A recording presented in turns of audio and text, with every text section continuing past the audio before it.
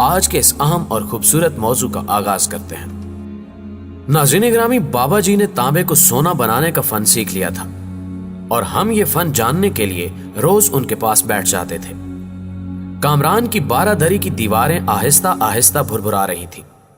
پرندے دیواروں کا چونا چگنے کے لیے صبح سویرے 12 دری پہنچ جاتے تھے اور رات تک اس اجڑے دیار کی گری چھتوں اور رکوع میں جھکی دیواروں پر پھرتے رہتے تھے۔ بابا رات کے وقت راوی کے اس سنسان ٹاپو پر آتا تھا۔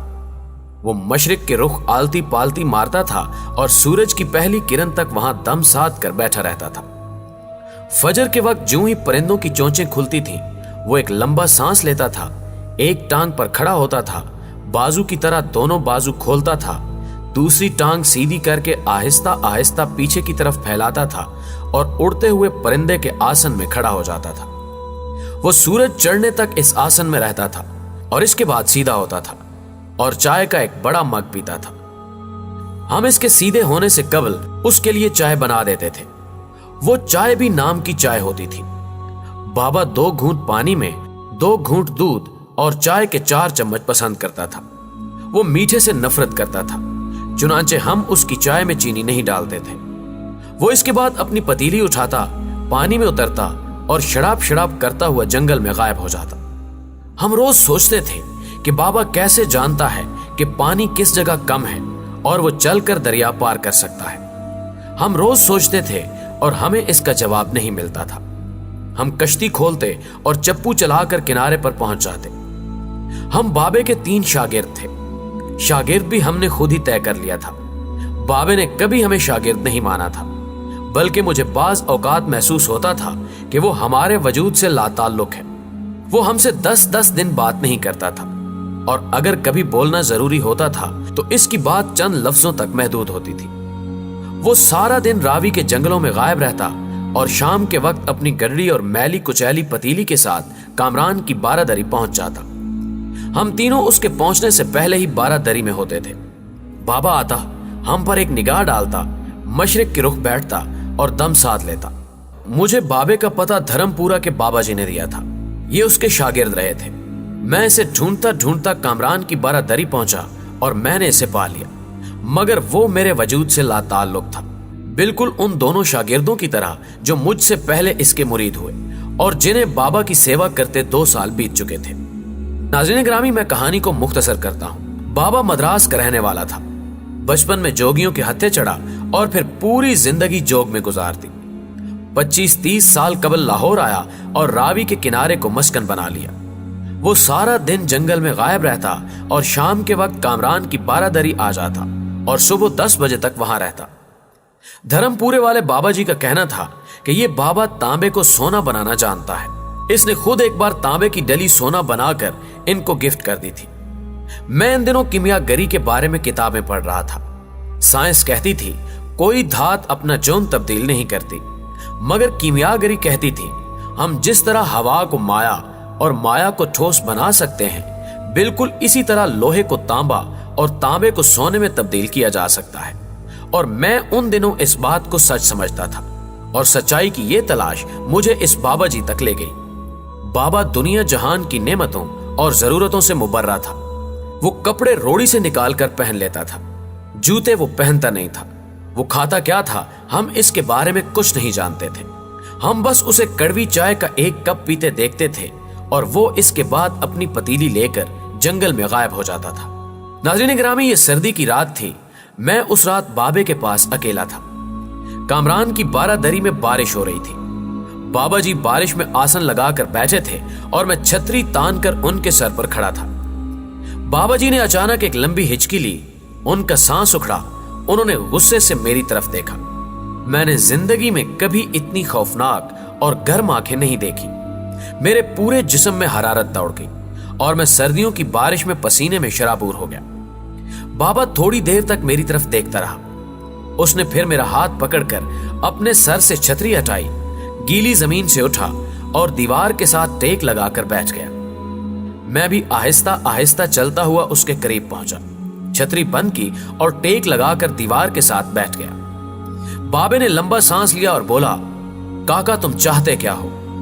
میں نے عرض کیا، کیا آپ کو واقعی سونا بنانا آتا ہے؟ بابے نے خالی خالی آنکھوں سے میری طرف دیکھا اور ہاں میں سر ہلا کر بولا، ہاں میں نے جوانی میں سیکھا تھا۔ میں نے عرض کیا، کیا آپ مجھے یہ نسخہ سکھا سکتے ہیں؟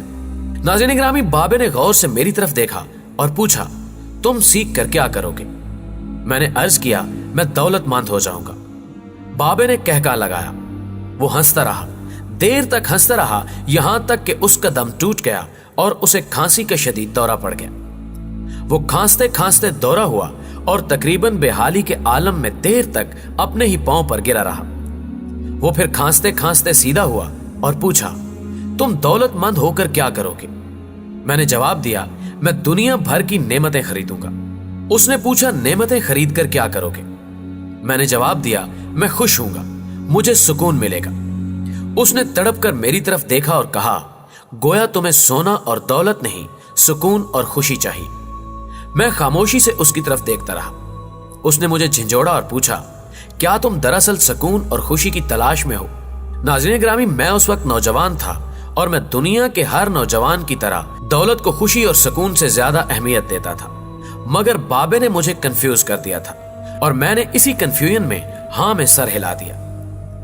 بابے نے ایک اور لمبا کہکا لگایا اور اس کہکے کا اختتام بھی کھانسی پر ہوا۔ وہ دم سنبھالتے ہوئے بولا، کاکا میں تمہیں سونے کی بجائے انسان کو بندہ بنانے کا طریقہ کیوں نہ سکھا دوں؟ میں تمہیں دولت مند بنانے کی بجائے پرسکون اور خوش رہنے کا گر کیوں نہ سکھا دوں؟ میں خاموشی سے اس کی طرف دیکھتا رہا۔ وہ بولا، انسان کی خواہشیں جب تک اس کے وجود اور اس کی عمر سے لمبی رہتی ہیں، یہ اس وقت تک انسان رہتا ہے۔ تم اپنی خواہشوں کو اپنی عمر اور اپنے وجود سے چھوٹا کر لو، تم خوشی بھی پا جاؤ گے اور سکون بھی، اور جب خوشی اور سکون پا جاؤ گے تو تم انسان سے بندے بن جاؤ گے۔ مجھے بابے کی بات سمجھ نہ آئی۔ بابے نے میرے چہرے پر لکھی تشکیک پڑھ لی۔ وہ بولا، تم قرآن مجید میں پڑھو، اللہ تعالیٰ خواہشوں میں لتھڑے لوگوں کو انسان کہتا ہے اور اپنی محبت میں رنگے خواہشوں سے آزاد لوگوں کو بندہ۔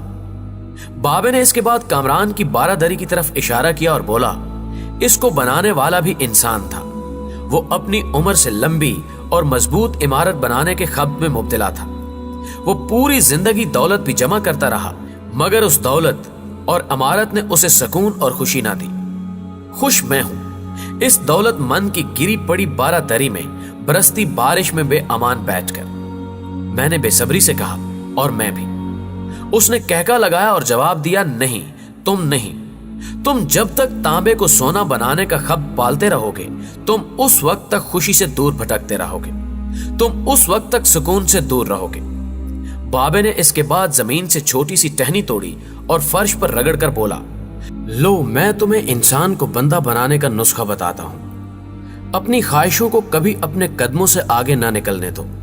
جو مل گیا اس پر شکر کرو، جو چھن گیا اس پر افسوس نہ کرو۔ جو مانگ لے اس کو دے دو، جو بھول جائے اسے بھول جاؤ۔ دنیا میں بے سامان آئے تھے، بے سامان واپس جاؤ گے۔ سامان جمع نہ کرو، ہجوم سے پرہیز کرو، تنہائی کو ساتھی بناؤ۔ مفتی ہو تب بھی فتویٰ جاری نہ کرو، جسے خدا ڈھیل دے رہا ہو اس کا کبھی احتساب نہ کرو۔ بلا ضرورت سچ فساد ہوتا ہے، کوئی پوچھے تو سچ بولو، نہ پوچھے تو چپ رہو۔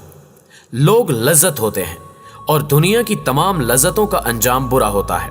زندگی میں جب خوشی اور سکون کم ہو جائے تو سیر پر نکل جاؤ، تمہیں راستے میں سکون بھی ملے گا اور خوشی بھی۔ دینے میں خوشی ہے، وصول کرنے میں غم۔ دولت کو روکو گے تو خود بھی رک جاؤ گے۔ چوروں میں رہو گے تو چور ہو جاؤ گے، سادھو میں بیٹھو گے تو اندر کا سادھو جاگ جائے گا۔ اللہ راضی رہے گا تو جگ راضی رہے گا، وہ ناراض ہوگا تو نعمتوں سے خوشبو اڑ جائے گی۔ تم جب عزیزوں، رشتہ داروں، اولاد اور دوستوں سے چڑھنے لگو تو جان لو کہ اللہ تم سے ناراض ہے، اور تم جب اپنے دل میں دشمنوں کے لیے رحم محسوس کرنے لگو